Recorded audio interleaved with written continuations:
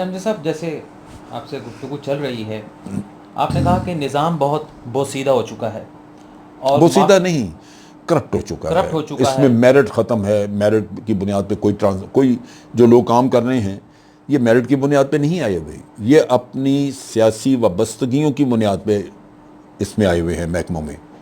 چنانچہ ان کی وفاداریاں ادھر ہی ہیں. اب اگر یوسف گیلانی کا کیس آپ دیکھ لیں، راجہ پرویز اشرف کا دیکھ لیں، 4-5 سال ہو گئے ہیں، اس سے بھی زیادہ. 5 سال تو نون لیگ کے ہو چکے ہیں، اس کے بعد آگے سال یہ بھی 6-6 سال. کوئی پتہ ہی نہیں ان کیسز کا، چل ہی نہیں رہے.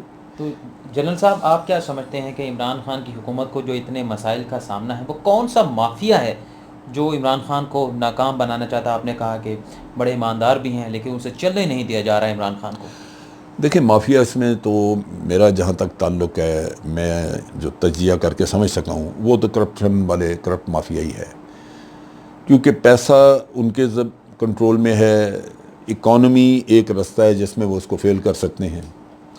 اور مطلب کہنے کا ہے کہ یہاں جو ظلم ملک کے ساتھ ہوا ہے، عمران خان کی پرابلم یوں نظر آتی ہے کہ سارا ملک کرپٹ لوگوں کے ساتھ ہے ایک طرف، اور وہ اکیلا مجھے ایک طرف نظر آ رہا ہے. آپ ایک یہ کیس دیکھ لیجئے، حدیبیہ پیپر مل کا کیس دیکھ لیں. اسحاق ڈار باہر بھاگا ہوا ہے، پرائم منسٹر صاحب نے اپنے جہاز میں اس کو اٹھا کے باہر پہنچایا. میاں صاحب کے دونوں بچے باہر ہیں، شہباز شریف صاحب کا داماد اور بیٹا باہر ہے. یہاں جتنے ریکارڈ تھے ان کو قدرت کی طرف سے شیطانی آگ لگتی رہی، چیز کوئی نہیں. دن دن آ رہے ہیں، باہر ہیں، لائے نہیں جا سکتے، مزے کر رہے ہیں. اب حدیبیہ پیپر مل ایک کیس تھا جو کہ واحد کیس جو میاں نواز شریف کی تمام کرپشن کی ماں تھی. انہوں نے پاناما کیس میں یہ سٹانس لیا کہ جی قطر سے ہم پیسے لے کے آئے تھے، 2006 میں ہم نے اپارٹمنٹ خریدے. حدیبیہ پیپر مل کا کیس کھلتا ہے تو اس میں 1993 میں جب موٹر وے بن رہی تھی یہ اپارٹمنٹ لیے گئے، وہ اس میں واضح ہوتا ہے. پھر انہوں نے وہ گروی رکھے اور وہاں سے قرضہ لیا ان اپارٹمنٹس کے اگینسٹ. میرے خیال 93 میں یا 94 میں وہ پیسہ پاکستان آ گیا، یا جہاں بھی گیا انہوں نے استعمال کیا. پھر یہ پیسہ واپس نہیں کر رہے تھے. اس بندے نے، جو بینک والے تھے، الراجی یا کوئی بینک تھا، انہوں نے تھریٹ کیا کہ جناب آپ پیسہ واپس کریں ورنہ ہم اپارٹمنٹ بیچ دیں گے. حدیبیہ پیپر مل میں پیسہ نہیں تھا کاغذوں پہ، ویسے ہے تھا یا نہیں یہ میں نہیں جانتا، لیکن جہاں تک کاغذوں کا تعلق ہے بیلنس شیٹ ان کی نیگیٹو میں تھی، یعنی حدیبیہ پیپر مل جو ہے وہ گھاٹے میں جا رہی تھی. اب وہ ہو سکتا ہے پروفٹ میں ہو، لیکن آپ گھاٹے میں دکھا رہے ہیں کیونکہ آپ ٹیکس نہیں دینا چاہتے. جب گھاٹے میں ہے تو ٹیکس تو پروفٹ پہ لگنا نا، بالکل. تو آپ ادھر بھی ٹیکس نہیں دے رہے. پھر اچانک جب اس نے کہا جی کہ میں اپارٹمنٹ بیچ دوں گا، آپ مجھے قرضہ اتاریں، تو پھر اس کا قرضہ اتارنے کے لیے پیسہ گیا. اب وہ بھی کسی بینکنگ چینل سے نہیں گیا، باہر سے ادا ہوا، وہ کہاں سے آیا پیسہ. پہلے اپارٹمنٹ خریدے گئے، اس میں کوئی منی لانڈرنگ ہوئی یا کہیں کک بیک ہوئی. بعد میں قرضہ اتارا گیا تو پھر منی لانڈرنگ ہوئی یا کک بیک لی گئی باہر. وہ کیس میں اتنا کچھ واضح ہے، وہ چیک نمبر اور سارا کچھ اس میں موجود ہے. اب آپ کی قوم کا پیسہ ہے، ایک جج صاحب ہوں، وہ فیصلہ کرنے لگیں تو وہ ملک کا سوچیں گے کہ کیس تو اتنا واضح ہے. اور بس میاں نواز شریف کا اپنا کیس تھا جو ہائی جیکنگ والا، جو مشرف نے بنایا تھا، وہ ٹائم بار ہو چکا ہوا تھا، اس پہ اپیل نہیں میاں صاحب نے کی تھی. 8-9 سال بعد آئے باہر سے تو سپریم کورٹ نے کہا کہ جی ہم آپ کو اپیل کا رائٹ دیتے ہیں. ٹائم بار کو چھوڑے آپ اپیل کا رائٹ دیتے ہیں، حالانکہ وہ ایک انڈیویجول کا تھا، یہ ملک کے پیسے کا ہے. نیب گیا جا کے، ان کو نیب کو سپریم کورٹ نے آرڈر دیا کہ جی یہ کیس کھلوائیں آپ. تو نیب نے جا کے اپلیکیشن دی اور جناب جج صاحب نے کہا جی یہ تو ٹائم بار ہے، کیس فارغ کر دیا. جبکہ اگر کسی کے دل میں اس ملک کے لیے رحم ہو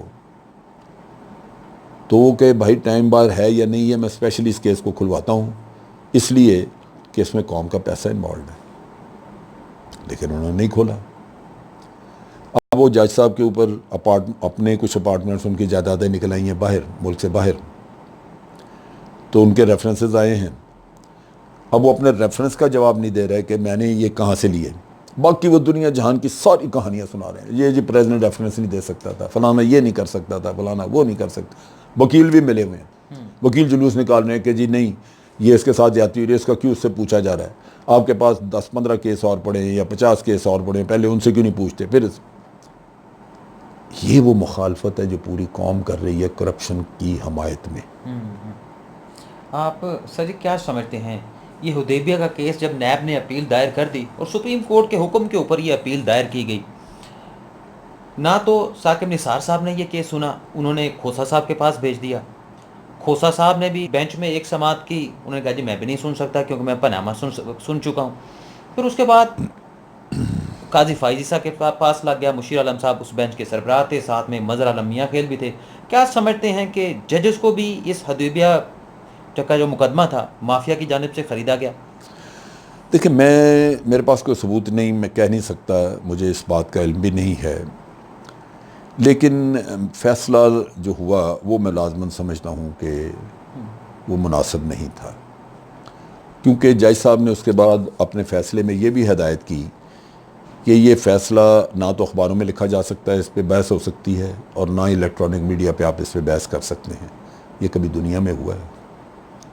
فیصلہ آپ نے لکھ دیا، اچھا برا، اب وہ پبلک کی امانت ہے، پبلک اس کے اوپر اس کے چیتھڑے اڑائے جو مرضی کرے، لیکن آپ یہ پابندیاں لگا رہے ہیں، تو یہ مشکلات ہیں جو کہ اس رستے میں حائل ہیں، جس کی وجہ سے اس ملک کو کسی صحیح ڈگر پہ ڈالا نہیں جا سکتا۔ وہ جو آپ نے فیصلے کی بات کی، میرے خیال سے کیونکہ میں سپریم کورٹ بھی کور کرتا ہوں، وہاں پر یہ تھا کہ پروسیڈنگ کو کور کرنے کے حوالے سے روکا گیا تھا کہ میرٹ پہ آپ نے گفتگو نہیں کرنی، لیکن فیصلہ جو ہے وہ رپورٹڈ ہے۔